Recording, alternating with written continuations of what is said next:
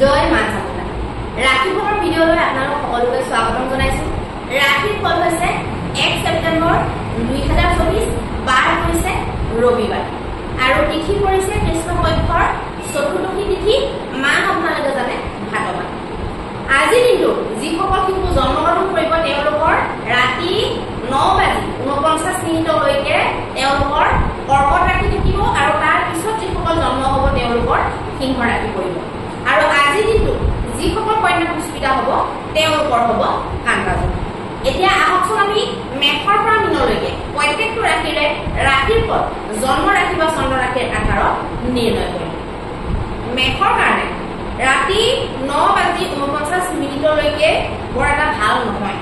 যিহেতু 9:49লৈকে ভাল নহয়, গতিকে আমি গোটেই দিনটোৱে অশুভ বুলি ধৰিব লাগিব।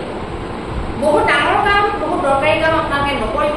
যিকোনো শুভ কাম আপোনালোকে এভইড কৰি চলিব আৰু মানুহৰ লগত বিবাদ আদি হয় নেকি অকণমান খেয়াল ৰাখিব। বিবাদ আদি কৰিলে আপোনালোকৰ অসুবিধা হ'ব পাৰে। এতিয়া আহিব বৃষৰ কাৰণে। বৃষৰ কাৰণে ঠিক ঠাক দেখা গৈছে।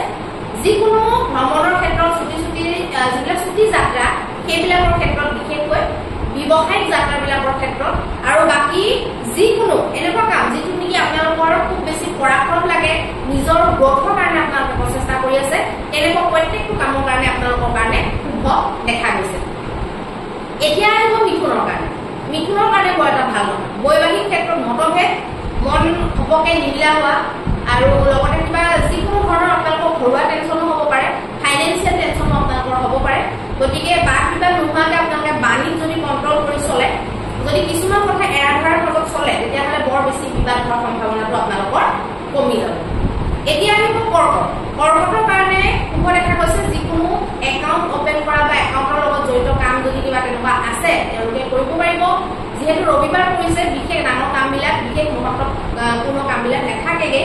তথাপি আপোনালোকৰ যদি তেনেকুৱা কিবা ইমাৰ্জেঞ্চি আছে আৰু যদি ছাৰ্ভিচটো ধৰক ৰবিবাৰেও দিয়ে, তেনেকুৱা কামবিলাক আপোনালোকে নিশ্চিত মনে কৰিব পাৰিব। ঘৰুৱা ডিছকাশ্যন, বৈবাহিক ক্ষেত্ৰত ডিছকাশ্যন বা প্ৰেমৰ ক্ষেত্ৰত আপোনালোকে কৰিব পাৰিব। সিংহৰ কাৰণে এতিয়া আমি চাই লওঁ। সিংহৰ কাৰণে কিন্তু শুভ নহয়। মানসিকভাৱে অস্থিৰতা দেখা গৈছে। যিকোনো ক্ষেত্ৰত আপোনালোকৰ অশুভতা, আপোনালোকৰ এনেকুৱা লাগিব পাৰে যে এইটো কাম হ'বলগীয়া কামটো নহ'ব নেকি, নিগেটিভ চিন্তাধাৰা আহিব পাৰে। পইচা পাতিক লৈ আপোনালোকৰ সমস্যা হ'ব পাৰে, ব্যয় বেছি হ'ব পাৰে আপোনালোকৰ। এনেকুৱা ধৰণৰ প্ৰব্লেমবিলাক দেখা গৈছে। গতিকে সাৱধান আপোনালোকে অলপমান হ'ব লাগিব। এতিয়া আহিব কন্যাৰ কাৰণে। কন্যাৰ কাৰণে যিকোনো বেনিফিটৰ লগত জড়িত হৈ থকা কাম, লাগিলে সৰু সুৰা লাভেই হওক, আপোনালোকৰ যিটো নেকি লাভ জড়িত হৈ আছে তেনেকুৱা কামবিলাকৰ কাৰণে শুভ দেখা গৈছে। প্ৰেমৰ ক্ষেত্ৰতো শুভ দেখা গৈছে। ভ্ৰমণ আদিৰ ক্ষেত্ৰতো আপোনালোকৰ শুভ দেখা গৈছে। এতিয়া আহিব তুলাৰ কাৰণে। তুলাৰ কাৰণে কাৰ্যক্ষেত্ৰত বৰ এটা ভাল নহয়। যিকোনো কাম কৰোঁতে আপোনালোকে বহুত ভাবি চিন্তি কৰিব। যিকোনো নতুন কাম, যিকোনো কাগজীয়া কাম, আইন কানুনৰ লগত লেনদেন থকা কাম আপোনালোকে নকৰাটো ভাল হ'ব। এতিয়া আহিব বৃশ্চিকৰ কাৰণে। বৃশ্চিকৰ কাৰণে খুব ভাল। যিকোনো যাত্ৰা কৰা, পাৰিবাৰিক যাত্ৰা হওক, ব্যৱসায় বাণিজ্যৰ লগত জড়িত যাত্ৰা হওক, যিকোনো শুভ কাম, ধৰ্মৰ লগত জড়িত, আধ্যাত্মৰ লগত জড়িত যিকোনো তেনেকুৱা কাম আপোনালোকে কৰিব পাৰিব। একো অসুবিধা নাই। আপোনালোকৰ কাৰণে দিনটো ভাগ্যদায়ী দেখা গৈছে।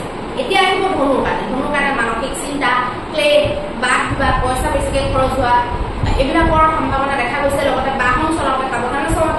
দূৰ যাত্ৰা আপোনালোকে একেবাৰে নকৰাটো শুভ হ'ব।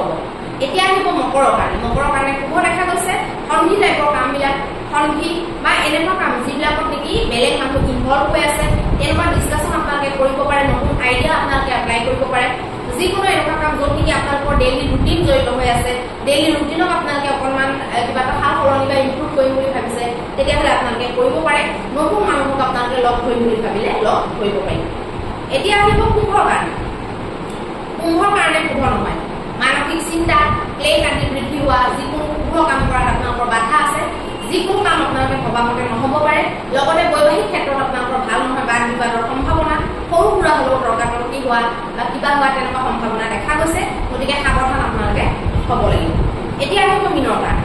মীনৰ কাৰণে যিকোনো শুভ কাম কৰা, যিকোনো সন্তানৰ লগত জড়িত কাম কৰা, যিকোনো প্ৰেমৰ প্ৰস্তাৱৰ লগত জড়িত বা প্ৰেমৰ মীমাংসাৰ লগত জড়িত কাম কৰা, যিকোনো ডিছকাশ্যন আপোনালোকৰ প্ৰেমিক প্ৰেমিকাৰ মাজত কৰিব লগা আছে, ভ্ৰমণত যাবলৈ আছে, সন্তানৰ এডুকেশ্যনক লৈ কিবা কৰিব লগা আছে, বুদ্ধিবৃত্তিৰ লগত জড়িত কিবা কাম কৰিব লগা আছে, তেনেকুৱা প্ৰত্যেকটো কামৰ কাৰণে অত্যন্ত শুভ দেখা গৈছে। এতিয়া আহিব মহা উপায়টোৰ বিষয়ে। মহা উপায়ত আপোনালোকে কি কৰিব মহা উপায়ত আপোনালোকে ৰাতিপুৱা শুই উঠি পেলাই গুড় মিলাই পেলাই আপোনালোকে ক্ষীৰ বনাব পাৰে বা গুড় দি আপোনালোকে যিকোনো এটা বস্তু আপোনালোকে বনাই পেলাই সেইটো আপোনালোকে নিত্য প্ৰতিদিন য'ত আপোনালোকে য'ত স্থাপনা আছে ধৰক পূজা পাতল কৰে তাত আপোনালোকে গুড়ৰ সেই প্ৰসাদটো আপোনালোকে আগবঢ়াই দিয়ক আৰু আপোনালোকে ধূপ 7টা চাকি জ্বলাব লাগে আৰু এই কেইটা কৰাৰ লগতে আপোনালোকে সূৰ্যৰ 108টা নাম পাঠ কৰিব পাৰে বা সূৰ্যৰ যিকোনো